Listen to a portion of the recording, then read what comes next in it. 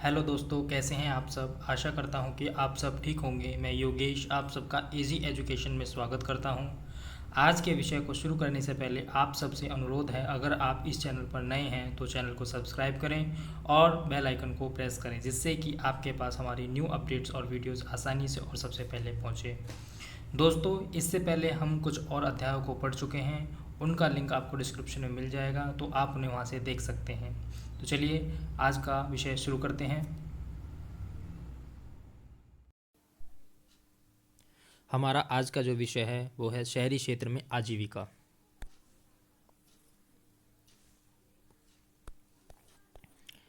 तो ये एक चित्र है, इसे देख लीजिए एक बार। तो इससे रिलेटेड कुछ क्वेश्चन दिए हुए हैं, इनको हम देख लेते हैं। इस चित्र में आप क्या देख रहे हैं? तो ये एक शहर का चित्र है, ठीक है। आप पहले ही ग्रामीण क्षेत्रों के लोगों के कार्यों के बारे में पढ़ चुके हैं। आप पिछले पाठ में दिए गए ग्रामीण क्षेत्र के कार्यों के चित्र से इस चित्र की तुलना कीजिए। तो अब जो पहले हम ग्रामीण क्षेत्र के बारे में पढ़े हैं, उसमें एक चित्र दे रखा है, उसकी और इसकी एक बार तुलना कर लीजिएगा, तो आपको काफ़ी तुलनात्मक चीज़ें मिल जाएंगी। शहर का एक भाग दूसरे भाग से अलग होता है। आपने ऊपर वाले चित्र में क्या भिन्नताएं देखी, तो इसमें क्या क्या भिन्नताएं हैं वो देख लेना आप, ठीक है। भारत में 5,000 से ज़्यादा शहर हैं और 27 महानगर हैं। चेन्नई, मुंबई, दिल्ली, कोलकाता जैसे प्रत्येक महानगर में 10 लाख से भी ज़्यादा लोग रहते हैं और काम करते हैं। कहते हैं कि शहर में ज़िंदगी कभी रुकती नहीं। चलिए एक शहर में जाकर देखें कि वहाँ लोग क्या काम करते हैं। क्या वे नौकरी करते हैं या अपने रोज़गार में लगे हैं? वे अपना जीवन कैसे चलाते हैं? क्या रोज़गार और कमाई के मौके समान रूप से सभी को मिलते हैं? सबसे पहले है सड़कों पर काम करना। यह वह शहर है जिसमें मेरी मौसेरी बहन रहती है। मैं यहाँ गिनी चुनी बार ही आई हूँ। यह बहुत बड़ा शहर है। एक बार जब मैं यहाँ आए तो मेरी मौसेरी बहन मुझे घुमाने के लिए ले गई थी। हम तड़के ही घर से निकले। जैसे ही हम मुख्य सड़क की तरफ मुड़े, हमने देखा कि वहाँ काफ़ी चहल पहल थी। सब्जी बेचने वाले अपनी रेहड़ी पर टमाटर, गाजर व खीरे को सजाने में व्यस्त थे, ताकि लोग देख सकें कि उसके पास बेचने के लिए क्या क्या है। उसकी बगल में फुटपाथ पर एक फूल वाली बैठी थी। वह सुंदर, रंगीन व तरह तरह के फूल बेच रही थी। हमने उसे लाल और पीला गुलाब खरीदा। सड़क के दूसरी तरफ पटरी पर एक व्यक्ति अखबार बेच रहा था और वह चारों ओर से लोगों से घिरा हुआ था। हर कोई अखबार को पढ़ना चाहता था।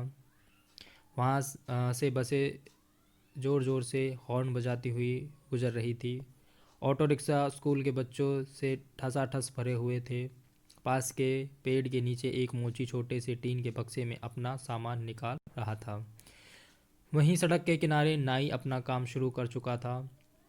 उसके पास एक ग्राहक पहले से ही था जो सुबह सुबह दाढ़ी बनवाना चाहता था।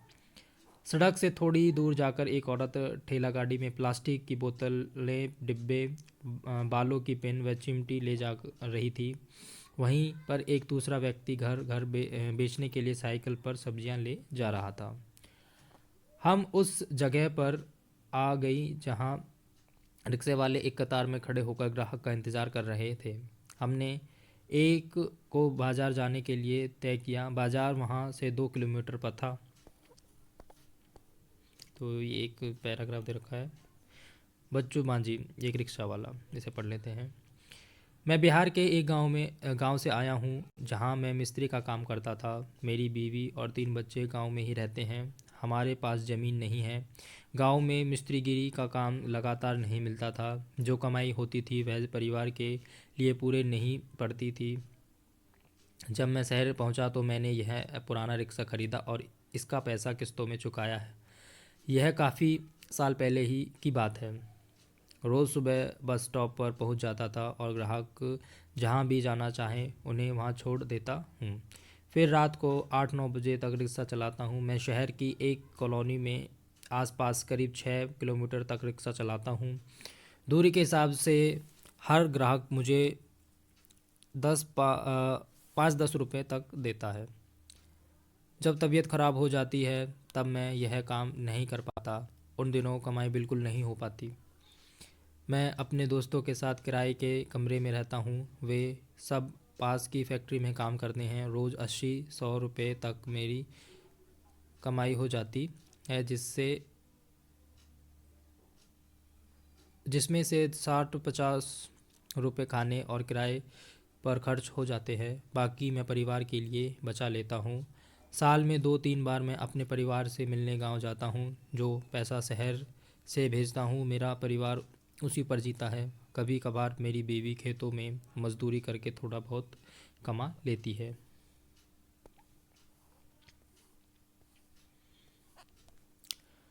बच्चू मांझू बच्चू मांझी की तरह ही शहर में कई सारे लोग सड़कों पर काम करते हैं।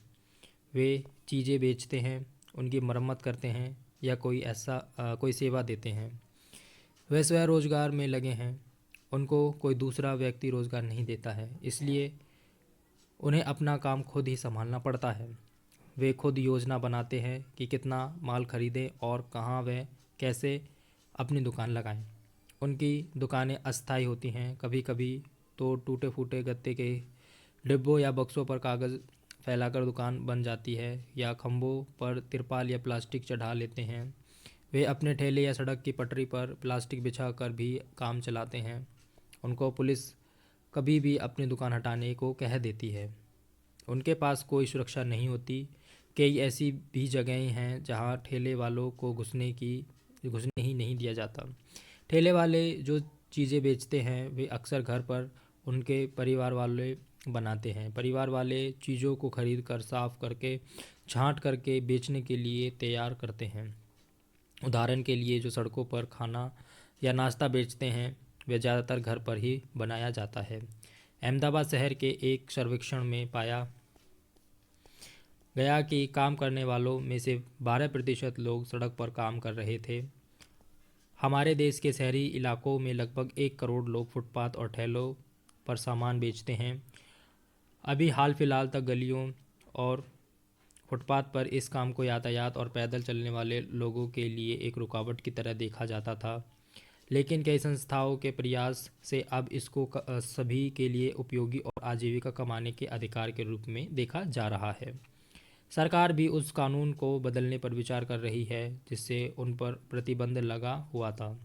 कानून में बदलाव आने से उनके पास काम करने की जगह होगी और यातायात एवं लोगों का आवागमन भी सहज रूप से हो पाएगा। ऐसा सुझाव है कि शहरों में कुछ इलाके फुटपाथ और ठेलों पर सामान बेचने वालों के लिए तय कर दिए जाए। यह भी सुझाव है कि उन्हें खुले रूप से आने जाने की अनुमति हो और वे लोग उन समितियों में रखे जाएं जो इन मुद्दों पर निर्णय लेती हैं। अगला है बाज़ार में। अभी हमने सड़कों के बारे में देखा था, अब बाज़ार में। जब हम बाज़ार पहुँचे तो दुकानें अभी खुलनी शुरू हुई थी, लेकिन त्यौहार के कारण वहाँ बहुत भीड़ हो चुकी थी। वहाँ मिठाई, खिलौने, कपड़े, चप्पल, बर्तन, बिजली के सामान इत्यादि की दुकानों की कतार पर कतार थी। एक कोने में दांतों के डॉक्टर का क्लिनिक था। मेरी मौसेरी बहन ने उनसे पहले से ही समय ले रखा था। हम वहाँ पहले पहुँचे गए जिससे हमारी बारी न चली जाए। हमें थोड़ी देर एक कमरे में इंतज़ार करना पड़ा। डॉक्टर ने उसके दांतों का परीक्षण किया और दांत का छेद भरवाने के लिए अगले दिन आने को कहा। वह बहुत डर गई थी क्योंकि उसने सोचा कि एक तो अपना दांत खराब होने दिया और ऊपर से इतना दर्द सहन करना पड़ेगा। डॉक्टर के यहाँ से हम सिले हुए कपड़ों के एक शोरूम पर गए क्योंकि मैं कुछ सिलाए कपड़े खरीदना चाहता था। इस शोरूम की 3 मंजिलें थी और हर मंजिल पर अलग तरीके के कपड़े थे। हम तीसरी मंजिल पर पहुँचे जहाँ लड़कियों के कपड़े रखे हुए थे। बड़ी दुकान में हरप्रीत पहले मेरे पापा और चाचा एक छोटी सी दुकान पर काम करते थे। इतवार को और त्यौहार के समय में मैं और मेरी माँ उनकी मदद करते थे। मैंने कॉलेज की पढ़ाई पूरी करने के बाद वहाँ काम करना शुरू किया। अब मेरी पत्नी वंदना और मैं यह शोरूम चलाते हैं। वंदना: हमने कुछ साल पहले यह शोरूम खोला। मैं एक ड्रेस डिज़ाइनर हूँ। मैंने तरह तरह के फैशन के कपड़े बनाने की पढ़ाई की है, लेकिन आजकल लोग कपड़े सिलवाने की जगह सिले सिलाए यानी रेडीमेड कपड़े खरीदना पसंद करते हैं। इसलिए मेरा ध्यान इस बात पर ज़्यादा रहता है कि कैसे इन रेडीमेड कपड़ों को आकर्षक रूप से सजा कर रखा जाए। हम अपने शोरूम के लिए अलग अलग जगहों से सामान खरीदते हैं। ज़्यादातर माल मुंबई, अहमदाबाद, लुधियाना और त्रिपुरा से आता है। कुछ सामान दिल्ली के पास के शहरों जैसे गुड़गांव, नोएडा से भी आता है। कुछ कपड़े हम विदेशों से भी मंगवाते हैं। इस शोरूम को सही रूप से चलाने के लिए हमें कई चीज़ें करनी पड़ती हैं। हम विभिन्न अखबारों में, सिनेमा हॉल में, टेलीविज़न व रेडियो चैनलों पर विज्ञापन देते हैं। अभी तो यह शोरूम किराए पर है, पर हम इसे जल्द ही खरीद लेंगे। जब से यह बाज़ार आसपास रहने वाले लोगों के लिए मुख्य बाज़ार बन गया है, तब से हमारा व्यापार बहुत बढ़ गया है। हमने एक कार खरीद ली है और पास की सोसाइटी में एक फ्लैट भी ले लिया है। हरप्रीत और वंदना की तरह कई लोग हैं जिनके पास शहर के बाज़ारों में अपनी दुकानें हैं। ये दुकानें छोटी बड़ी हैं और लोग अलग अलग चीज़ें बेचते हैं। ज़्यादातर व्यापारी अपनी दुकान या व्यापार खुद संभालते हैं। वे किसी दूसरे की नौकरी नहीं करते, लेकिन वे खुद कई लोगों को मैनेजर या सहायक की तरह नौकरी पर रखते हैं। ये पक्की दुकानें होती हैं जिनके पास नगर निगम से व्यापार करने के लिए लाइसेंस होता है। नगर निगम यह सुनिश्चित करता है कि सप्ताह में कौन से दिन बाज़ार बंद रहेगा। उदाहरण के लिए, इस बाज़ार में दुकानें बुधवार को बंद रहती हैं। इस बाज़ार में छोटे छोटे दफ्तर और अन्य दुकानें भी हैं जो बैंक, कुरियर इत्यादि की सेवाएं देती हैं। फैक्ट्री में मैं अपने एक कपड़े पर जरी का काम करवाना चाहता था जो मुझे एक ख़ास मौके पर पहनना था। मेरी बहन ने कहा कि वह निर्मला को जानती है जो एक कपड़े सिलने की फैक्ट्री में काम करती है। निर्मला के पड़ोसी जरी और कढ़ाई का काम करते हैं। हमने बस पकड़ी और फैक्ट्री की तरफ चल पड़े। बस खचाखच भरी हुई थी। हर स्टॉप पर लोग चढ़ते ही जा रहे थे और कोई भी उतरने का नाम नहीं ले रहा था। अपनी जगह बनाने के लिए लोग एक दूसरे को धक्का दे रहे थे। मेरी बहन ने मुझे एक कोने पर खड़ा कर दिया ताकि भीड़ में हमारा भुड़ता न बन जाए। मुझे हैरानी हो रही थी कि लोग रोज़ ऐसे कैसे सफ़र करते हैं। जैसे कि बस फैक्ट्री के पास पहुंची, लोग उतरने लगे। हम भी एक मोड़ पर उतर गए। आह, जान में जान आई। मोड़ पर बड़े सारे लोग समूह में बाड़ों पर बैठे हुए थे। कुछ टिककर खड़े हुए थे। उन्हें देखकर लग रहा था कि वे शायद किसी का इंतज़ार कर रहे थे। कुछ लोग स्कूटरों पर सवार उनसे बात कर रहे थे और रेट को लेकर मोल तोल कर रहे थे। मेरी बहन ने समझाया कि यह लेबर चौक कहलाता है। ये दहाड़ी पर काम करने वाले मज़दूरों और मिस्त्री हैं। कुछ जहाँ भवन बन रहे हैं वहाँ मजदूरी करते हैं। कुछ बोझा ढोते हैं और ट्रकों से सामान उतारते हैं। कुछ लोग टेलीफोन की लाइन और पानी की पाइप के लिए खुदाई का काम भी करते हैं, लेकिन इन्हें हमेशा काम नहीं मिलता। ऐसे हज़ारों अनियमित मजदूर शहर में हैं। हम फैक्ट्री में घुसे तो हमने पाया कि वहाँ अलग अलग काम के लिए अलग अलग विभाग थे। उनमें ऐसा लग रहा था कि लोगों की कभी न ख़त्म होने वाली पंक्तियाँ थी।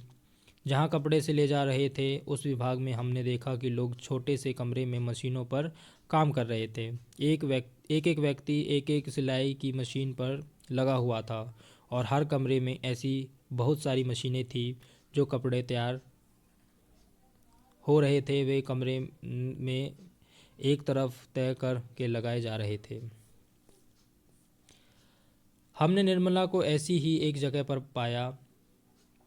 वह मेरी बहन से मिलकर बहुत खुश हुई और उसने वादा किया कि मेरे कपड़े पर जरी का काम करवा देगी। निर्मला कपड़े निर्यात करने वाली एक कंपनी में दर्जी का काम करती है। जिस फैक्ट्री में वह काम करती है वहाँ अमेरिका, इंग्लैंड, जर्मनी और नीदरलैंड जैसे देशों के लोगों के लिए गर्मी के कपड़े सिले जाते हैं। दिसंबर से अप्रैल तक निर्मला पर काम का बोझ बहुत ज़्यादा रहता है। वे अक्सर 9 बजे सुबह काम शुरू करती और रात 10 बजे तक ही काम निपट पाता। कई बार और भी देर हो जाती है। वह हफ्ते में 6 दिन काम करती है। जब काम जल्दी का होता है तो उन्हें इतवार को भी काम पर जाना पड़ता है।